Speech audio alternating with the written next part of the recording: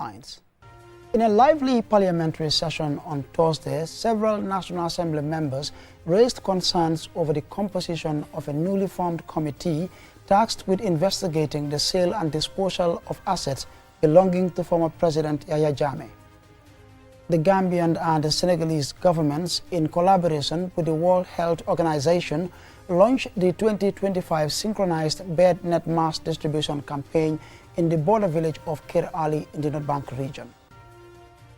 And the Management Development Institute, through its Department of Diplomacy and International Relations, on Wednesday celebrated the second edition of its annual Cultural Diplomacy Day. The Journalism Students Association of the University of the Gambia is currently celebrating its annual JSA Week at the UTG campus in Kanifing. And after years of struggling with a severe water shortage, Fabalum International School and nearby residents in Sincho Alaji have been blessed with a newly constructed borehole. Stay tuned as we bring more on these and other stories.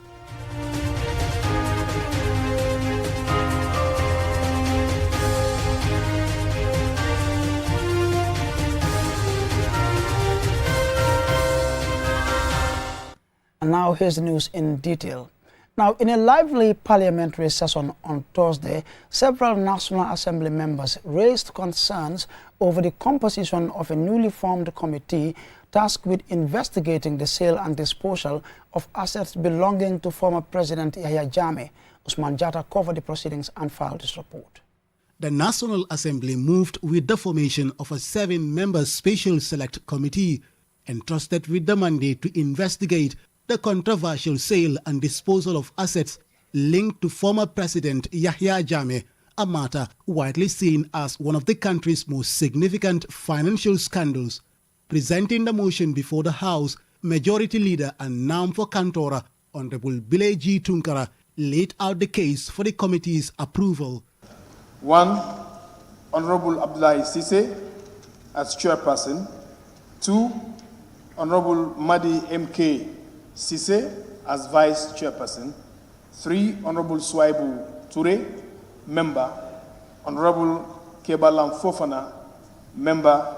Honorable Omar Jammeh, member. Honorable Sharif Sar, member. And Honorable Alhaji Mbo, member. Honorable Suleiman K. Jammeh of Central Badigo, Honorable Lamin Sise of Kiang West, and Honorable Bakari Baji of Fonye Bintang or raise objections to the proposed committee composition. I don't know how we came up with such a selection.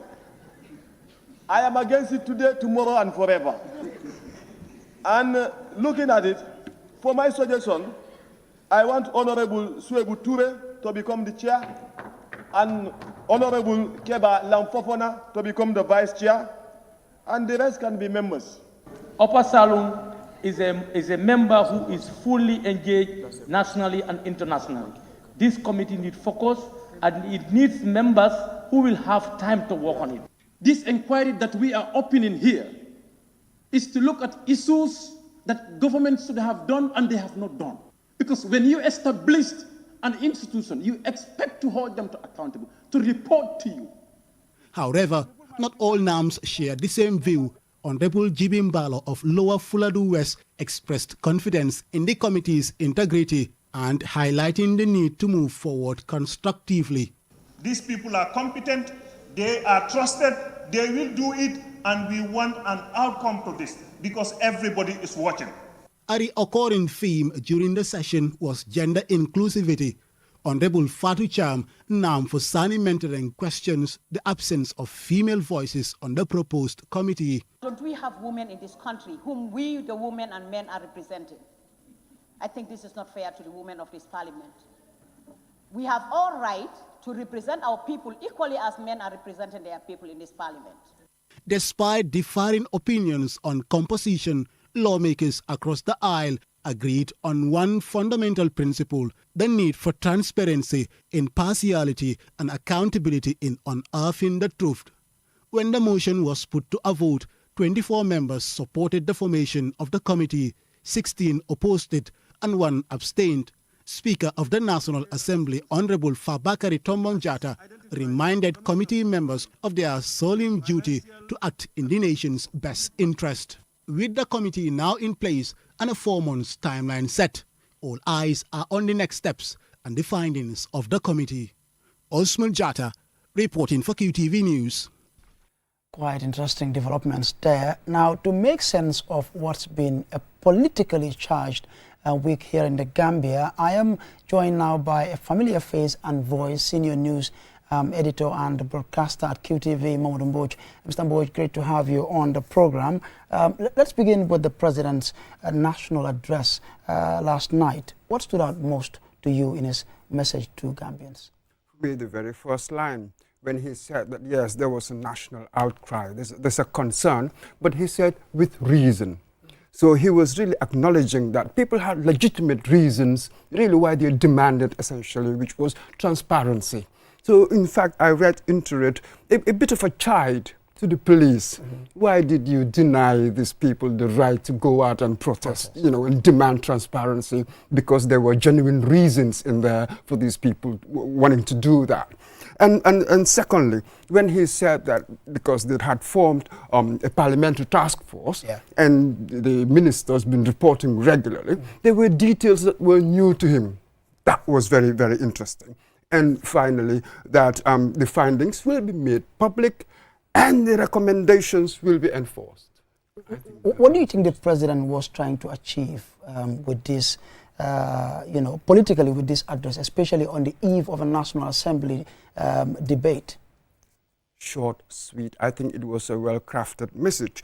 He wanted to position himself on the side of public opinion. This is so emotionally charged. So you needed to show leadership. You needed to calm nerves and really tell the public and the National Assembly that accountability really matters to him. So he had to manage the fallout. And remember as well, a good number of people, civil society, NGOs, a good number of politicians were coming out to say, we need to listen, we need the President to address this issue. It was really huge, the explosive report. And then afterwards, the denial, for these civil society organizations to go and protest, and then the arrests. So the President needed to calm nerves, essentially. Let's turn to Parliament now. What is your assessment of the tone and outcome of the extraordinary session on the Jame Asset probe motion? There was a mix with these things. You tend to have a mix of political theater and also genuine concerns. No doubt that the majority of people really wanted to appear unified, but they were undercurrents of mistrust and even fear. How do we know where this investigation would lead? So these were really some of the issues. But in the end, they agreed.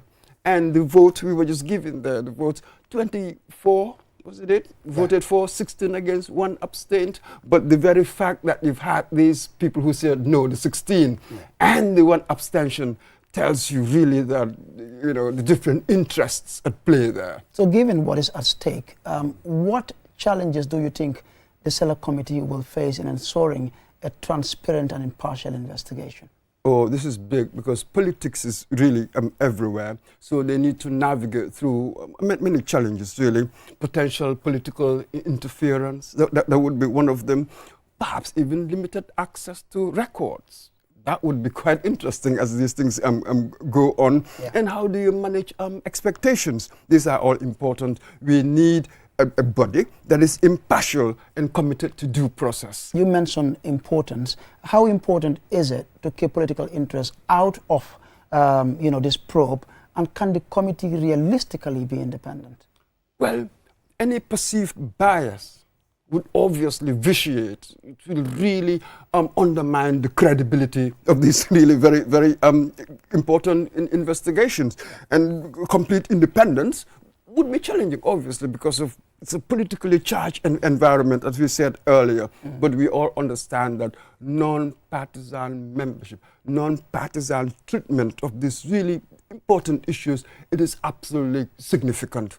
We can all belong to our parties, but our country now, we've reached a certain stage, we really need to reset. So this could be it, if it is seen to be impartial and properly done.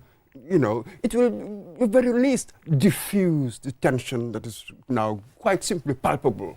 So bearing in mind this public skepticism, how can government restore trust through this process? But this is it, full transparency and what the recommendations to act on them.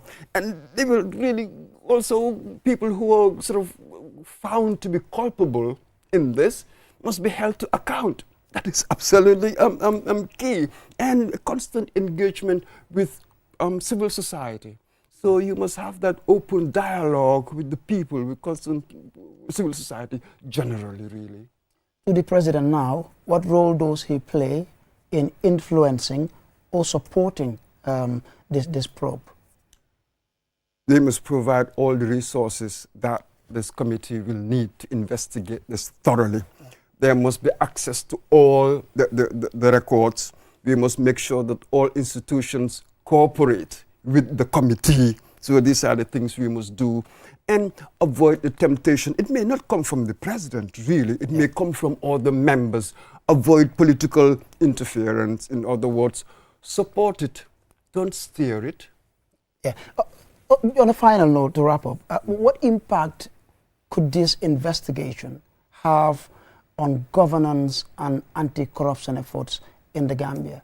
If done right, it could be a game changer to show that the Gambia is really serious in cleaning up public office in many ways. So it could be a turning point to show that we have a zero tolerance, really, for mismanagement or embezzling public money, as it were, and then afterwards followed by the appropriate action.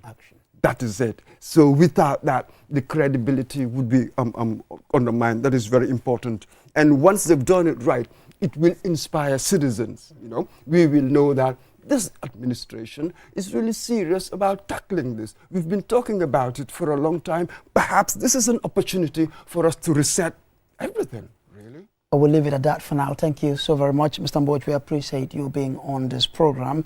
And of course, we will continue to keep a close eye on the committee's work as they get to investigate the Janneh Commission. Now on to other news. On Tuesday, the Gambian and the Senegalese governments, in collaboration with the World Health Organization, launched the 2025 Synchronized Bed Net Mass Distribution Campaign in the border village of Kir Ali in the North Bank region. Our regional correspondent, Bakari Balde, attended the event and filed his report.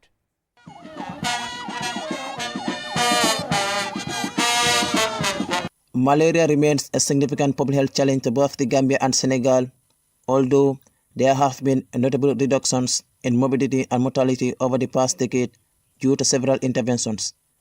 This synchronized bed net mass distribution campaign is one of the biggest initiatives from the two countries to eradicate the disease by 2030. Dr. Ahmad Lamin Samate, the Gambia's Minister of Health, underscores the significance of cross-border intervention to eliminate malaria. Over 5 million new generation of insecticide-treated nets will be distributed at the community level free of charge. To the populations of the two countries, these new nets have a greater impact against malaria and could lower the disease burden than the standard pyrethroid-only nets. From the 5 million nets, the Gambia will distribute 1.6 million to the general population across all regions of the country. Dr. Nathan Nusbuka Bachiata, the WHO representative in the Gambia, held the ministries of both countries for actively working together in the campaign. He assured them of WHO's continued support. As WHO and indeed other partners, we are committed to supporting Senegal and the Gambia by continual provision of technical and financial support in our efforts towards malaria elimination. Dr. Amulai Toure from CRS The Gambia and Abdullah Faye from the Gambia Red Cross Society outlined the role of their institutions in the synchronized bed net distribution campaign. As we stand here today, we are proud to report that over 300,000 households have already been registered in the Gambia and being registered in a platform that is digitally monitored across. This is a remarkable achievement made possible by our coordinated planning communication, and community engagement, of course, and through the strengthening of community-led delivery system. The Gambia Red Cross Society, under its project on malaria, will provide 280 volunteers across the country to support the SBCC activities of this mass bed net distribution. And that these 280 will be distributed in every district to support the teams who will be distributing the bed nets. Other notable speakers at the event included Dr. Ibrahim C., the Minister of Health and Social Action of Senegal, who addressed the audience in French. He expressed his gratitude to the various partners involved in the initiative, highlighting the mutual benefits it will bring to both countries. The event was attended by a diverse range of dignitaries, including government officials, service chiefs, and representatives from partner institutions. The communities from both countries were well represented. The renowned Senegalese artist Pape Diouf also attended the event.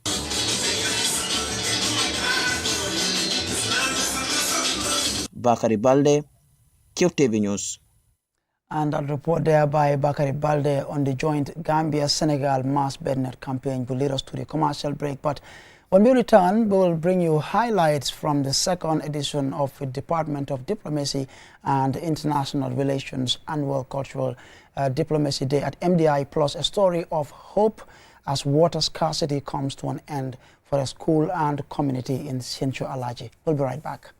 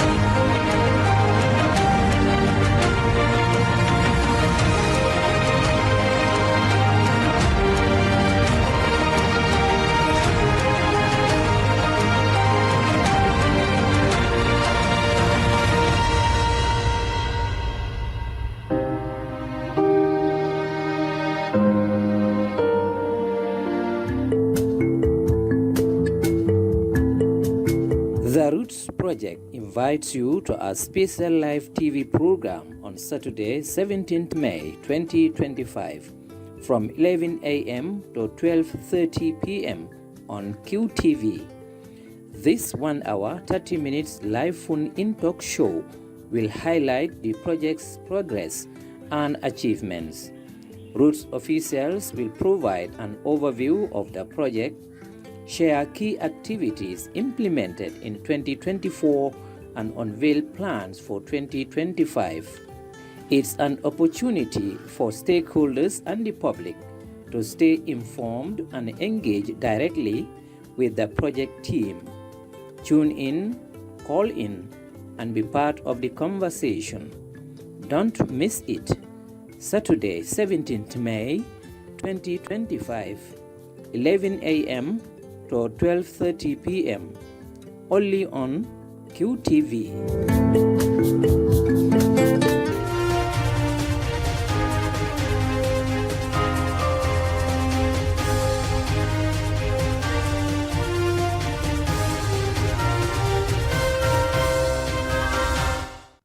Welcome back from that commercial break. Be reminded you're watching QTV Nightly News coming to you live from our studios on Caraba Avenue with me, Ansumana Isonyase. Now, the Management Development Institute, through its Department of Diplomacy and International Relations, on Wednesday celebrated the second edition of its annual Cultural Diplomacy Day. The event aimed to foster greater understanding, tolerance and appreciation of the Gambia's rich and diverse cultural heritage among aspiring diplomats. Yafatu Gay tells us more. The celebration brought together students, faculty members, and the diplomatic community for a vibrant display of cultural expression, with the key objective of reinforcing how culture can play a pivotal role in modern diplomacy. Cultural diplomacy is increasingly recognized as a soft power tool in global foreign policy, and MDI is positioning its students to understand and apply this concept effectively in international relations. The Gambia is renowned for its peaceful coexistence among diverse ethnic groups, each with its own unique languages, traditions, and values. The event encouraged students to embrace and showcase the diversity within their own nation. Pulon Daunjai, head of the Department of Diplomacy and IR, highlights the significance of the day. As a department that trains aspiring diplomats, negotiators, mediators, peacemakers, it is crucial to inculcate the values of tolerance, respect for diversity, and taking ownership of our national culture. Dembo Baji is the guest speaker at the event. The peace and security of the country is in our collective interest.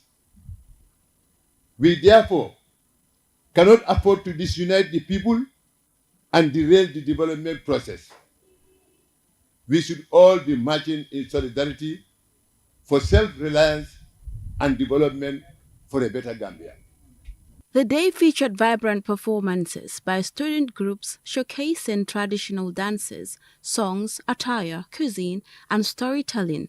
Each presentation highlighted the unique characteristics of a specific ethnic group, promoting cross-cultural awareness and mutual respect. Cultural diplomacy is the use of a nation's culture, such as art, music, language, education, sports, and traditions, as a tool to promote mutual understanding, strengthen relationships, and influence foreign policies. Reporting for QTV News, this is Yafatu Gay. And we still stay with our colleague Yafatu Gay as he reports again that the Journalism Students Association of the University of the Gambia is currently celebrating its annual JSA Week. Organized by the School of Journalism and Digital Media, the event commemorates the founding of the institution and aims to promote the core values of journalism in the Gambia. This year's theme, Beyond the Classroom, Exploring Journalism, Culture and Community, encourages students to step outside academic learning and explore the practical, cultural, and social dimensions of the profession. It aims to bridge the gap between theoretical knowledge and the real-world journalism, emphasizing the role of the media in shaping societies and communities.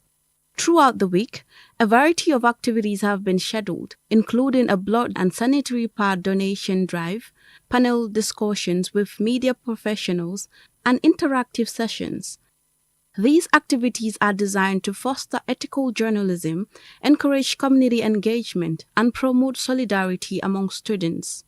Hadi Gay, president of JSA, stated the purpose of the annual event. As we vibe, as we connect, as we celebrate nature, and also as you see your seniors, the likes of Alex, Yaya, rocking and dancing in their cultural attires. So come each and every single day. For each and every single day will be a learning opportunity, will be an opportunity of growth, and will also be an opportunity of connecting and seeing the best version of yourself.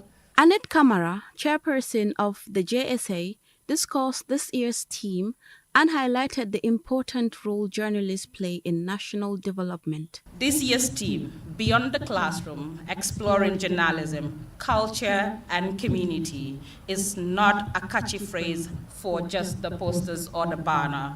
It is a call to arms, a reminder that our craft is not confined in lecture halls or just in the press.